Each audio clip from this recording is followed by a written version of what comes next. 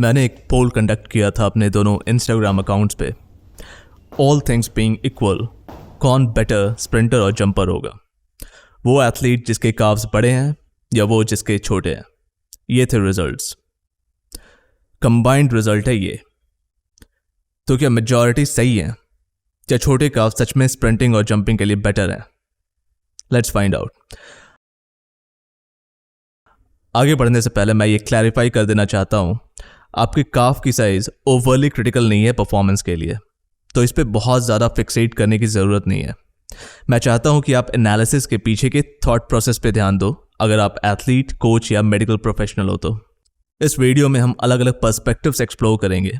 It's more like an intellectual exercise.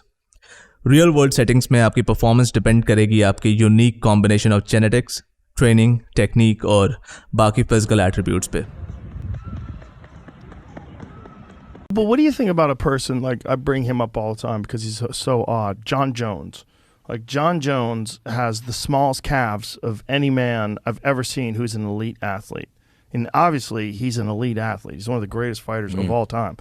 And even now, while he's worked his way up to heavyweight, so he hasn't fought in 2 years because over that time he's been building himself up. And now he's like a legit 255 pounds. He's fucking huge. Tiny calves. Well, what's going on there? What's really interesting is if you look at elite sprinters. Is that real? Yeah. So look how short the muscle bellies are on his calves. Mm-hmm. But if you look at elite sprinters, Olympic sprinters, they'll have big legs. But if you look at, and sometimes they'll have big bulging calves, but their calves are very short. That's actually going to lend itself to sprinting. You don't see Manny Pacquiao calves on sprinters. Interesting. Not good ones anyway. But he's not a sprinter.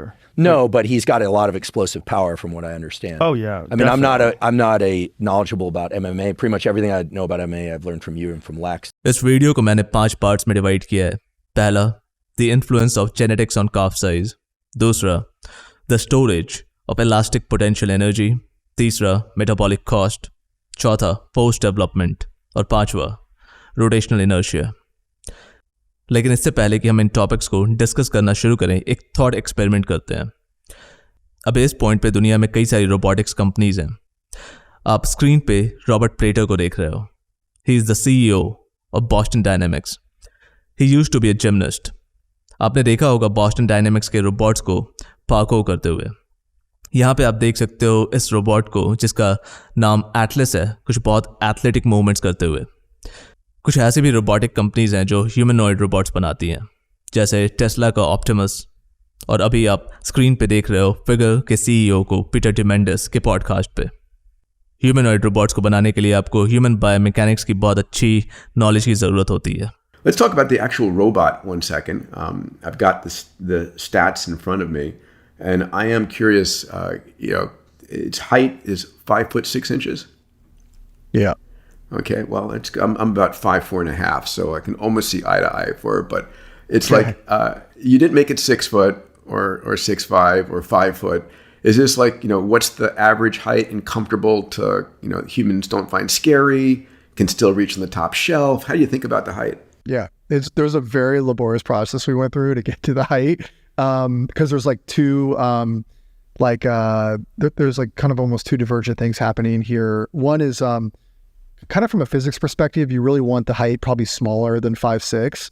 You want basically you really want the amount of power the robot's generating to be as low as possible, which means you want the lever arms or the extremities to be as short as possible. Yeah. You don't want, like, think about it, you don't want a huge arm holding a bunch of weight. It means like there's so much more power needed given the length and distance there. मैं expect कर रहा हूँ bye early 2030s almost हर एक घर में general purpose autonomous robots होंगे। मान लो कि हम एक ह्यूमनॉइड रोबोट को डिज़ाइन कर रहे हैं जिसका पर्पस है स्प्रिंट और जंप करना। हमारा डिज़ाइन डिसीजन क्या होगा? हम उस रोबोट को हाई काव्स देंगे जो कि अपीयरेंस वाइज छोटे दिखते हैं, या लो काव्स जो कि अपीयरेंस वाइज बड़े दिखते हैं? अब शुरू करते हैं इस एपिसोड को।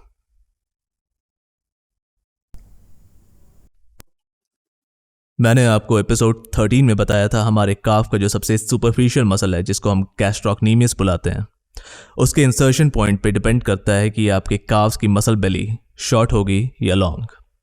अकीलीज टेंडन पे अगर हाई इंसर्शन है तो मतलब हाई काव्स, और लो इंसर्शन है तो मतलब लो काव्स। जिन लोगों का लो इंसर्शन है उनके केस में ऑब्वियसली ग्रोथ का पोटेंशियल ज़्यादा है और बिना किसी ट्रेनिंग की भी उनके काफ्स रिलेटिवली बड़े दिखते हैं। इस इंसर्शन को आप कितनी भी एक्सरसाइज कर लो चेंज नहीं कर सकते। हाइपरट्रोफी दोनों केस में पॉसिबल है, बस एक केस में ग्रोथ का पोटेंशियल ज़्यादा है और एक में कम। आपके काफ्स हाई हैं या लो, उसका इफेक्ट आपके अकीलीज टेंडन पे भी आएगा। अगर हाई काफ्स हैं तो अकीलीज टेंडन रिलेटिवली लॉन्ग होंगे और लो काफ्स हैं तो रिलेटिवली शॉर्ट। अकीलीज टेंडन का लेंथ बहुत इंपॉर्टेंट है। क्यों? क्योंकि अकीलीज टेंडन स्प्रिंग का काम करते हैं। जब भी हम जंप करने से पहले डिप करते हैं तो हम इलास्टिक पोटेंशियल एनर्जी स्टोर कर रहे हैं। ये मसल्स और टेंडन्स दोनों करते हैं, लेकिन क्योंकि टेंडन्स ज़्यादा इलास्टिक होते हैं स्प्रिंग और रबर बैंड की तरह, इसलिए वो ज़्यादा एनर्जी स्टोर कर पाते हैं। टेंडन्स जितने लंबे होंगे वो उतनी ज़्यादा एनर्जी स्टोर करेंगे रनिंग, जंपिंग और स्प्रिंटिंग करते वक्त। इलास्टिक पोटेंशियल एनर्जी का फॉर्मूला होता है 1/2 kx²। यहाँ पे k का मतलब है हमारे स्प्रिंग्स कितने स्टिफ हैं, जो कि हमारे केस में अकीलीज टेंडन्स हैं, और x का मतलब है वो कितने इलास्टिक हैं। क्योंकि x डायरेक्टली प्रोपोर्शनल है पोटेंशियल एनर्जी से, इसका मतलब है टेंडन्स जितने ज़्यादा इलास्टिक होंगे उतनी ज़्यादा एनर्जी स्टोर होगी। एंड टू बी थॉरो, क्योंकि स्टिफनेस भी डायरेक्टली प्रोपोर्शनल है इलास्टिक पोटेंशियल एनर्जी से, मतलब हमारे टेंडन्स और मसल्स जितने स्टिफ होंगे उतनी ज़्यादा एनर्जी स्टोर होगी, मतलब स्टिफ और स्ट्रेचेबल साथ में। अब हम आते हैं मेटाबॉलिक कॉस्ट पे। जब भी आप फोर्स जनरेट करते हो मसल्स कॉन्ट्रैक्ट करके तो उसका कॉस्ट है, वो फ्री नहीं है। आप पे करते हो सेल्यूलर करेंसी से, जिसको हम ATP बुलाते हैं, एडेनोसिन ट्राइफॉस्फेट। और किसी के पास भी इन्फिनिट ATP नहीं होता। जो फोर्स आप जनरेट कर रहे हो मैकेनिकल एनर्जी स्टोर करके in the form of elastic potential energy अपने टेंडन्स में, उसका कोई कॉस्ट नहीं है, वो फ्री है। ऑब्वियसली हम दोनों ही यूज़ कर रहे हैं किसी भी मूवमेंट में, लेकिन मान लो कि एक एथलीट ज़्यादा इलास्टिक पोटेंशियल एनर्जी स्टोर कर रहा है दूसरे से, तो उसका मेटाबॉलिक कॉस्ट कम होगा, मतलब वो ज़्यादा एफिशिएंट और इकोनॉमिकल होगा एज एन एथलीट। स्पीड जितनी हाई होगी उतनी ज़्यादा एनर्जी स्टोर होगी और एक्सप्लोसिव स्ट्रेंथ उतना ज़्यादा होगा। काफ के मसल्स जितने बड़े होंगे उसको उतनी ज़्यादा ATP की ज़रूरत होगी कॉन्ट्रैक्ट करने के लिए। मतलब वो एथलीट जिसके काफ्स बड़े हैं वो ज़्यादा ATP खर्च कर रहा है सेम मूवमेंट के लिए। ATP जल्दी डिप्लीट हो रहा है और फिर ATP को रीसिंथेसाइज करने में हीट जनरेशन होगा। इन दोनों रीजंस के वजह से फटीग जल्दी सेट इन करेगी। अब बात करते हैं फोर्स डेवलपमेंट के बारे में। अब आप ये आर्ग्यू कर सकते हो कि बड़े काफ्स थियोरेटिकली ज़्यादा मैक्सिमम फोर्स जनरेट कर सकते हैं क्योंकि उनका क्रॉस सेक्शनल एरिया ज़्यादा है, विच इज़ ट्रू। लेकिन जंपिंग और स्प्रिंटिंग जैसी एक्टिविटीज़ में हमारा focus rate of force development पे होता है, मतलब आप कितना force per unit time generate कर सकते हो। कॉन्टैक्ट फेज मिलीसेकंड्स में होता है। एपिसोड 15 में हमने डिस्कस किया था फोर्स वेलोसिटी रिलेशनशिप। हमारे मसल्स में एक्टिन और मायोसिन फिलामेंट्स को जितना ज़्यादा टाइम मिलता है क्रॉस ब्रिजेस बनाने का, वो उतना ज़्यादा फोर्स जनरेट कर पाते हैं। लेकिन अगर हम उतने देर तक वेट करेंगे मैक्सिमम फोर्स जनरेट करने के लिए, तो जो एनर्जी हमने स्टोर किया था वो हीट के फॉर्म में डिसिपेट कर जाएगा। एपिसोड 7 में मैंने आपको मसल स्पिंडल्स का रोल बताया था वर्टिकल जंप में। जब हम बहुत तेज़ी से डिप करते हैं तो मसल स्पिंडल्स डिटेक्ट करते हैं मसल के रेट ऑफ स्ट्रेच को और इंजरी से बचाने के लिए रिफ्लेक्सिव मसल एक्शन करते हैं, जिसको हम स्ट्रेच रिफ्लेक्स बुलाते हैं। इस स्ट्रेच रिफ्लेक्स की वजह से भी एडिशनल फोर्स ऐड होता है मूवमेंट में। बहुत ज़्यादा वेट करेंगे मैक्सिमम फोर्स जनरेट करने के लिए तो स्ट्रेच रिफ्लेक्स के बेनिफिट को भी लूज कर जाएंगे, मतलब ओवरऑल हमारा परफॉर्मेंस सफ़र करेगा। अब आते हैं रोटेशनल इनर्शिया पे।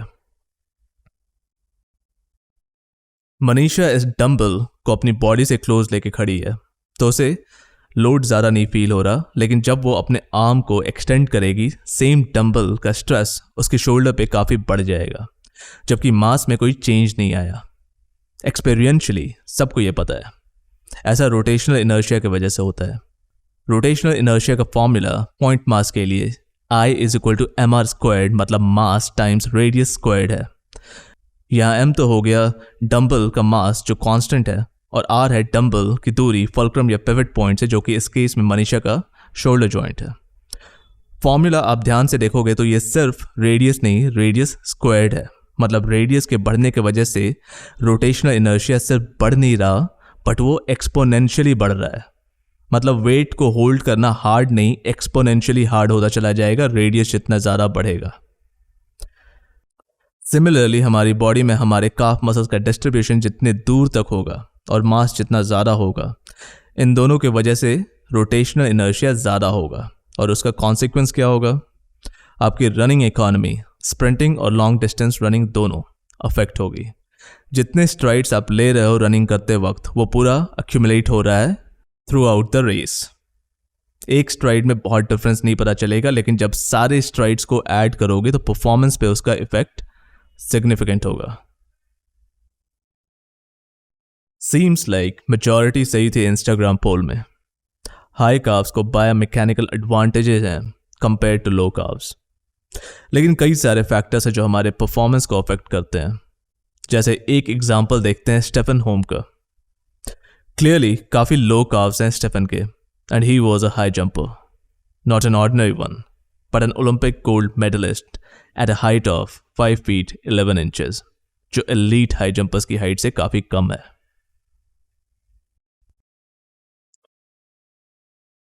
अब मैं ये बताऊंगा कि इस वीडियो को बनाने का ट्रिगर क्या था।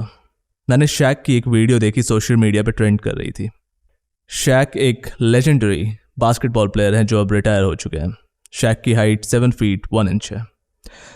उस वीडियो के नीचे मैंने एक कमेंट देखा, नेवर स्किप लेग डे। मैं बास्केटबॉल फॉलो नहीं करता, बट शैक इज़ फनी। शैक की वर्टिकल जंप है 32 inches, उतनी बड़ी भारी बॉडी के बावजूद। मैं एम्फसाइज करना चाहता हूँ, शैक के लेग्स वीक नहीं है बाई एनी मेजर। ऐसे कमेंट्स काफ़ी कॉमन है सोशल मीडिया पे। कुछ टाइम पहले मैंने ये कमेंट लैरी वील्स की वीडियो के नीचे देखा था। Larry is a world record holding power lifter. I am pretty sure he doesn't skip leg days. लोग ऐसा माइक टाइसन के बारे में भी बोल सकते हैं। बॉक्सिंग, किक बॉक्सिंग और MMA में पंचेज में सिग्निफिकेंट फोर्स और पावर लोअर बॉडी जनरेट करती है, जिसको कोर मसल्स फिर ऊपर ट्रांसफ़र करते हैं। लोग ऐसा ब्रॉक लेसनर के बारे में बोल सकते हैं। मैंने पढ़ा है ब्रॉक लेसनर की वर्टिकल जंप 35 inches और ब्रॉड जंप 10 feet थी। दुनिया के कुछ सबसे पावरफुल लेग्स के हाई कार्ब्स हैं। इसका मतलब ये नहीं कि वो लेग डेज स्किप कर रहे हैं। ये बहुत ही अनएजुकेटेड और इग्नोरेंट कमेंट है। आई होप मेरे व्यूअर्स ऐसा नहीं करेंगे। मिलते हैं अगले वीडियो में। Have a good one.